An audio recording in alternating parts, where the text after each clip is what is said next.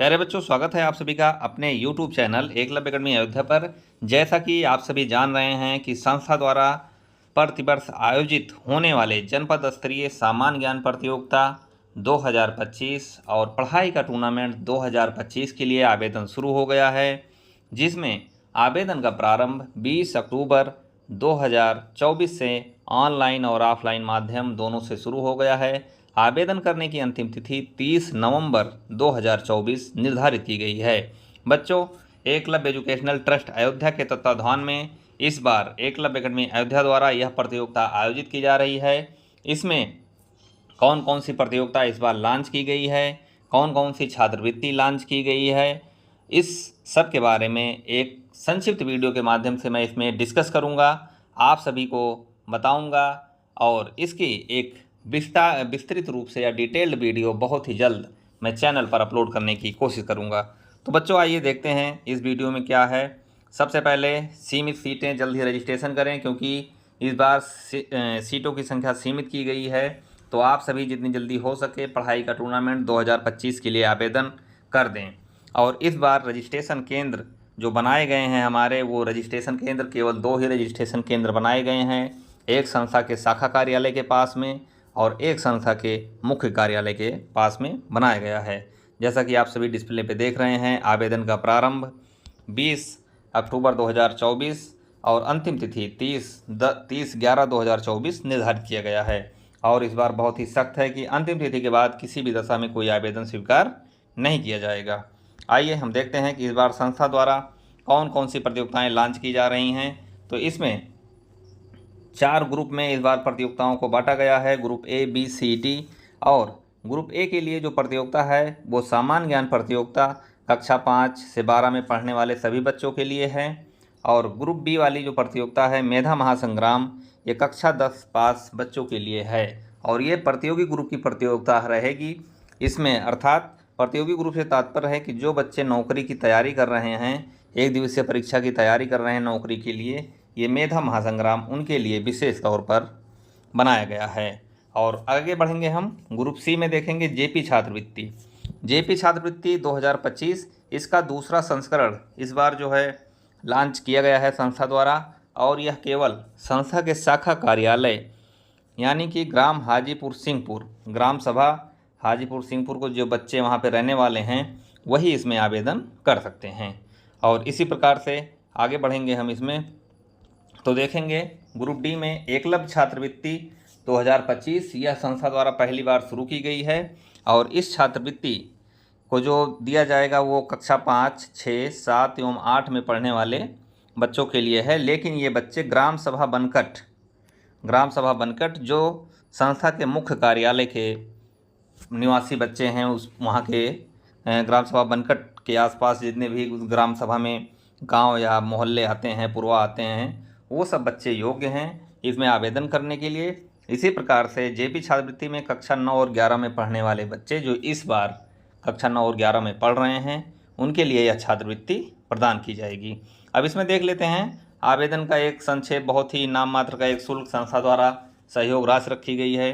Group A के लिए 30 रुपये, ग्रुप बी के लिए 30 रुपये, ग्रुप सी के लिए जो छात्रवृत्ति है इसके लिए 50-50 रुपये ग्रुप सी और डी के लिए निर्धारित किया गया है। बच्चों, अगर कोई भी अभ्यर्थी एक से अधिक आवेदन करना चाहता है तो वो अलग अलग निर्धारित सहयोग राशि जो संस्था द्वारा आवेदन शुल्क निर्धारित किया गया है उसको जमा करके आवेदन कर सकता है। और ख़ास बात इसमें यह है कि जो भी बच्चा छात्रवृत्ति के लिए योग्य होगा उसको ग्रुप ए की प्रतियोगिता में आवेदन करना अनिवार्य है, क्योंकि ग्रुप ए की प्रतियोगिता छात्रवृत्ति के लिए प्री या प्रारंभिक चरण की प्रतियोगिता परीक्षा रहेगी। और आपको यहीं पे बता दें कि ये जो प्रतियोगिताएं आयोजित की जाएगी group A, B, C, D की, ये अलग अलग पाली या अलग अलग शिफ्ट में या अलग दिन में भी आयोजित की जा सकती है। छात्रवृत्ति के लिए इस बार पिछली वर्ष की तरह इस वर्ष भी केवल ऑफलाइन आवेदन ही मान्य है, जिसके लिए आवेदन फार्म हमारे द्वारा यानी संस्था द्वारा निर्धारित किए गए रजिस्ट्रेशन केंद्र पर मिलेगा और वह फॉर्म प्राप्त करके वहीं पर पुनः उसको जमा करना रहेगा। बच्चों, इस बार आप सभी बहुत ही सावधानी से ध्यान देंगे कि पिछली बार तमाम गलतियां हुई थी आवेदन फार्म में, लेकिन फार्म को एक्सेप्ट किया गया था। लेकिन इस बार ऐसा नहीं है। जो भी अधूरा या गलत आवेदन फार्म मिलेगा किसी पे फ़ोटो नहीं लगी रही होगी या कोई जानकारी गलत भरी गई है तो आवेदन फार्म रिजेक्ट कर दिया जाएगा, जिसके लिए अभ्यर्थी यानी आप सभी जो छोटे प्यारे बच्चे हैं, तैयारी करने वाले बच्चे हैं, वो स्वयं जिम्मेदार होंगे। इसलिए बहुत सी सावधानी से आवेदन फार्म भरिए। आगे देखते हैं हम आवेदन करने का तरीका। तो 2 तरीके उपलब्ध हैं आवेदन करने के लिए, ऑनलाइन और ऑफलाइन, जैसा कि मैंने स्टार्टिंग में ही बताया था। सभी ग्रुप के लिए जो है group A B C D के लिए आवेदन ऑफलाइन माध्यम से किया जा सकता है, लेकिन संस्था द्वारा ऑनलाइन भी रखा गया है। तो ग्रुप ए और बी में ऑनलाइन और ऑफलाइन दोनों माध्यम उपलब्ध हैं, जबकि छात्रवृत्ति के लिए जो छात्रवृत्ति वाला ग्रुप है ग्रुप सी और डी, इसमें केवल ऑफलाइन माध्यम से हमारे रजिस्ट्रेशन केंद्र पे फॉर्म मिलेगा और वहीं पे आपको आवेदन करना रहेगा। छात्रवृत्ति के लिए अलग आवेदन फॉर्म भरना पड़ेगा और जो ग्रुप ए और बी के लिए है उसका एक ही आवेदन फार्म है। उसके ग्रुप ए बी के लिए एक अलग आवेदन फार्म है और ग्रुप सी और डी के लिए अलग आवेदन फार्म बनाया गया है। और आगे हम देखेंगे इस वीडियो में आवेदन करने के लिए क्या क्या आवश्यक डॉक्यूमेंट हैं, क्या क्या दस्तावेज आवश्यक हैं। तो सबसे पहले अभ्यर्थी का रंगीन फ़ोटो जो फॉर्म पे लगेगा, आधार कार्ड होना चाहिए, व्हाट्सएप मोबाइल नंबर अभ्यर्थी का या माता पिता का। फिर उसके बाद ऑनलाइन पेमेंट या जो ऑफलाइन पेमेंट जो अनिवार्य सहयोग राशि निर्धारित है वो होनी चाहिए। माता पिता का आय प्रमाण पत्र ये छात्रवृत्ति के लिए अनिवार्य है। बैंक पासबुक ये भी छात्रवृत्ति के लिए अनिवार्य है। और अंतिम कक्षा यानी जो पिछली कक्षा उत्तीर्ण किया है बच्चा, उसकी अंक पत्र की जो अंक पत्र है उसका भी छात्रवृत्ति के लिए अनिवार्य है। वर्तमान कक्षा या स्कूल या कॉलेज द्वारा जारी परिचय पत्र, इसकी भी ज़रूरत पड़ेगी छात्रवृत्ति के लिए आवेदन करने में। निवास या राशन कार्ड, निवास प्रमाण पत्र बच्चे को होना चाहिए या राशन कार्ड। दिव्यांग अभ्यर्थियों के लिए दिव्यांगता जो दिव्यांग सर्टिफिकेट होता है PWD का, वो सर्टिफिकेट छात्रवृत्ति के लिए अनिवार्य है। इतने डॉक्यूमेंट जरूरी रहेंगे यदि बच्चा छात्रवृत्ति के लिए आवेदन कर रहा है। और सामान्य आवेदन यानी कि जो हमारे ग्रुप ए बी के लिए कर रहा है तो उपरोक्त 4 डॉक्यूमेंट की ज़रूरत पड़ेगी। आगे बढ़ते हैं और हम देखते हैं इसमें ऑफलाइन तरीका। ऑफलाइन तरीके में जैसा कि मैंने बताया है कि इसमें हमारा 2 रजिस्ट्रेशन केंद्र अर्पित इलेक्ट्रिकल बनकट बाजार मोबाइल नंबर दिया गया है और दूसरा शिखा फार्मेसी या प्राथमिक health care centre mobile number भी अंकित है। पहुंचने में कोई दिक्कत हो केंद्र पे तो आप पहुंच सकते हैं। और यहाँ पे जैसा कि आपको बता दें ऑफलाइन माध्यम से आप हमारे सीधे रजिस्ट्रेशन केंद्र पर संपर्क कर सकते हैं, जहाँ पे निःशुल्क रजिस्ट्रेशन फार्म आपको दिया जाएगा। रजिस्ट्रेशन फार्म इस बार पूर्णतया निःशुल्क रखा गया है और आवेदन शुल्क के रूप में नाम मात्र का एक शुल्क संस्था द्वारा निर्धारित किया गया है। अभ्यर्थी ऑफलाइन माध्यम से चारों group A B C D के लिए आवेदन कर सकते हैं। उनको वहाँ पे सभी ग्रुपों में आवेदन के लिए फार्म उपलब्ध रहेंगे। आगे देखते हैं आवेदन का ऑनलाइन तरीका। ऑनलाइन आवेदन करने के लिए सबसे पहले अभ्यर्थी को संस्था के हेल्पलाइन नंबर पर अपना नाम लिखकर PDF नाम लिखकर व्हाट्सएप करना होगा। उसके बाद संस्था द्वारा एक संक्षिप्त विज्ञापन, जिसके माध्यम से मैं आज वीडियो बना रहा हूँ, यही नोटिस उस व्हाट्सएप नंबर पर भेजी जाएगी।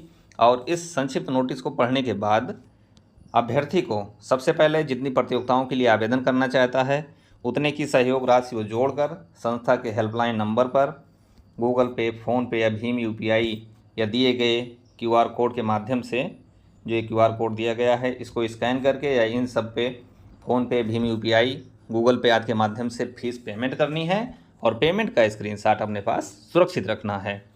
और दूसरा स्टेप है उसके बाद एक घोषणा पत्र का प्रारूप है, जो कि मैं इसी नोटिस में संलग्न है, उस पर भी बताऊंगा। उस घोषणा पत्र के प्रारूप को अभ्यर्थी को अपने हाथों से एक साफ सादे पेज पर लिखना है।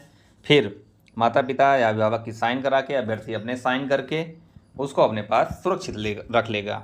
और अंत में पेमेंट किया हुआ, जो ऑनलाइन पेमेंट किया है, उसका स्क्रीनशॉट, शपथ पत्र या घोषणा पत्र की स्पष्ट फ़ोटो, इसको PDF फॉर्मेट में PDF बनाना है। बच्चे इसको ध्यान दें कि ये अनिवार्य है, PDF के रूप में फॉर्मेट आपको भेजना है।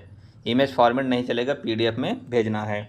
और अपनी एक नॉर्मल सफ़ेद background with passport size photo selfie के साथ। तो ये तीनों चीज़ों को अभ्यर्थी ध्यान देंगे कि इन तीनों चीज़ों को एक ही साथ संस्था के हेल्पलाइन नंबर पर आवेदन की अंतिम तिथि से पूर्व भेजना है। क्योंकि सीट इस बार सीमित की गई है, तो इसलिए जितनी जल्दी से जल्दी हो सके आप आवेदन कर दें और अपनी सीट पक्का करें। टैलेंट दिखाओ, सम्मान पाओ। आगे बढ़ते हैं हम अगला स्टेप है कि संस्था के पास जब आपका विवरण आ जाएगा तो उसको वेरीफाई करने के बाद बच्चों द्वारा या जो उनके अभिभावक का दिया गया व्हाट्सएप मोबाइल नंबर है उस पर संदेश भेजा जाएगा। आप सभी ध्यान रखें कि केवल व्हाट्सएप मोबाइल नंबर पर ही संस्था आपसे संपर्क करेगी। और आपके विवरण को वेरीफाई करने के बाद प्रवेश परीक्षा से, यानी कि जो ये प्रतियोगिता हो रही है उससे लगभग 4 दिन पूर्व प्रवेश पत्र या एडमिट कार्ड केवल और केवल ऑनलाइन माध्यम से अभ्यर्थी के दिए गए व्हाट्सएप मोबाइल नंबर पर PDF फॉर्मेट में भेजा जाएगा। और अगर कोई आपको शंका समाधान लगता है तो आप संस्था के हेल्पलाइन नंबर पर व्हाट्सएप करें या संस्था पे आप 12 से 16 बजे के मध्य फ़ोन भी कर सकते हैं। बच्चों, पिछली बार आयोजित प्रतियोगिता की कुछ फ़ोटोग्राफ्स इसमें आप सभी देख सकते हैं। विजेता के रूप में पूरी टीम संस्था की है और ये न्यूज़पेपर में यहाँ पे फ़ोटोग्राफ्स आया था, आप सभी देख सकते हैं कितने शानदार ढंग से जो है संस्था द्वारा प्रतिवर्ष ये प्रतियोगिता बहुत ही निष्पक्ष पारदर्शी तरीके से आयोजित की जाती है। और जैसा कि घोषणा पत्र की बात कर रहे थे, जो ऑनलाइन आवेदन बच्चे कर रहे हैं उनको ये घोषणा पत्र भरना है और इसको संस्था के आवेदन करते समय संस्था के हेल्पलाइन नंबर पर PDF फॉर्मेट में भेजना पड़ेगा। तो देखते हैं, घोषणा पत्र में बच्चों को यहाँ से लिखना है, ये हेडिंग लिखेंगे घोषणा पत्र की और यहाँ पे लिखेंगे मैं, यहाँ पे बच्चे का नाम होगा, उनके पिता का नाम यहाँ पे लिखा जाएगा। घोषणा करता हूँ या करती हूँ कि मैंने पढ़ाई का टूर्नामेंट 2025 के अंतर्गत group A B C D, जो जिस ग्रुप के लिए, मान लीजिए आपने ग्रुप ए के लिए आवेदन किया है तो ग्रुप ए लिख दें, ग्रुप ए की प्रतियोगिता के लिए आवेदन किया है। प्रतियोगिता से संबंधित सभी नियम और शर्तें मुझे स्वीकार हैं एवं ऑनलाइन माध्यम से उपलब्ध कराई गई जानकारी जैसे आधार कार्ड का विवरण, पेमेंट का विवरण, व्हाट्सएप मोबाइल नंबर और स्वयं के फोटोग्राफ्स आदि पूर्णतः सही एवं सत्य हैं। यदि कोई भी जानकारी असत्य गलत पाई जाती है तो मेरा आवेदन निरस्त कर दिया जाए, मुझे कोई आपत्ति नहीं होगी। तो ये चीज़ें अपने हैंड राइटिंग में आपको लिखना है।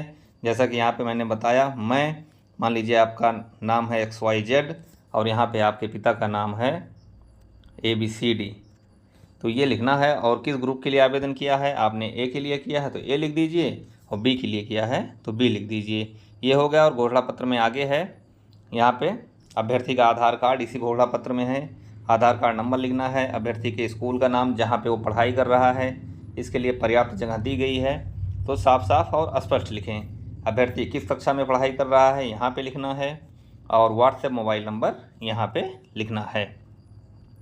और यहाँ पे दिनांक डालना है, जिस दिन बच्चा आवेदन कर रहा है उस तारीख को यहाँ पे लिखेगा और यहाँ पे माता पिता की साइन करवाएगा।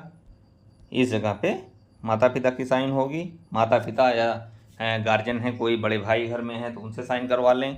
और यहाँ पे अभ्यर्थी अपना साइन करके, ध्यान रहे कि घोषणा पत्र को इस बार PDF फॉर्मेट में बनाना है। जिसको ना आ रहा होगा PDF बनाना वो गूगल कर सकता है या यूट्यूब पर वीडियो देख सकता है।